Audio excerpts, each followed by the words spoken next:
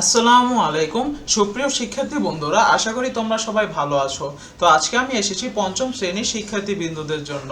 তো বন্ধুরা, আজকে আমরা আলোচনা করব তোমাদের ইসলাম ও নৈতিক শিক্ষার চতুর্থ অধ্যায় কোরআন মাজিদ শিক্ষা। চলো বন্ধুরা, আজকের এই অধ্যায়টি শুরু করা যাক।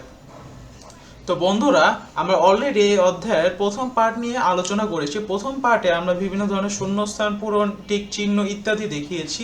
তো চলো বন্ধুরা, আজকে আমরা দ্বিতীয় পার্টটি দেখবো। তোমরা যদি প্রথম পার্টটি যদি দেখোনি, তাহলে অবশ্যই এই ভিডিও ডেসক্রিপশন বক্সের লিঙ্ক থেকে দেখে নিবে। তো ইসলাম শিক্ষা পঞ্চম শ্রেণী কোরআন মাজিদ শিক্ষা, অধ্যায় নাম্বার 4, পার্ট 2, অনুশীলনীর প্রশ্ন উত্তর। তো বন্ধুরা, আমরা কিছু সংক্ষিপ্ত প্রশ্ন উত্তরের মধ্যে দিয়ে যাব প্রথমে। তো প্রথম প্রশ্ন, কোরআন মাজিদ পাঠের উদ্দেশ্য কয়টি? উত্তর, কোরআন মাজিদ পাঠের উদ্দেশ্য 4টি। তা হলো: 1 নাম্বার, সহি শুদ্ধভাবে তেলাওয়াত করা; 2, এর অর্থ বোঝা; 3, আল্লাহ পাক যা আদেশ করেছেন তা পালন করা; 4, আল্লাহ পাক যা নিষেধ করেছেন তা থেকে বিরত থাকা। দ্বিতীয় প্রশ্ন, মাখরাজ কয়টি? উত্তর, মাখরাজ শব্দের অর্থ বের হওয়ার জায়গা। আরবি ভাষায় মোট 29টি হরফ বা বর্ণ আছে।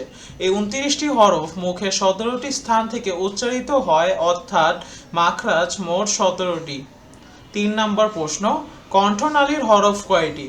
উত্তর, কণ্ঠনালীর হরফ মোট 6টি। কণ্ঠনালীর শুরু থেকে উচ্চারিত হয় 2টি, কণ্ঠনালীর মাঝখান থেকে উচ্চারিত হয় 2টি এবং কণ্ঠনালীর শেষ ভাগ থেকে উচ্চারিত হয় 2টি হরফ। চতুর্থ প্রশ্ন, জোয়া জাল সা কোথা থেকে উচ্চারিত হয়? উত্তর, জিহ্বার অগ্রভাগ সামনের উপরে 2 দাঁতের অগ্রভাগে লাগিয়ে উচ্চারিত হয়। 5 নম্বর প্রশ্ন, 2 ঠোঁট থেকে কোন কোন হরফ উচ্চারিত হয়? উত্তর, 2 ঠোঁট থেকে উচ্চারিত হয় ওয়াও বা মিম। তো বন্ধুরা, এটি ছিল আজকের জন্য। সবাইকে অনেক ধন্যবাদ এই ভিডিওটি দেখার জন্য। আমাদের পরবর্তী ভিডিওটি শুরু হবে এই অধ্যায়ে যে বর্ণনামূলক প্রশ্নগুলো রয়েছে সেগুলো থেকে। সেই ভিডিওটি দেখার জন্য তোমাদের সবাইকে অনেক আমন্ত্রণ রইল। তো সবাইকে অনেক ধন্যবাদ এই ভিডিওটি দেখার জন্য। আসসালামু আলাইকুম।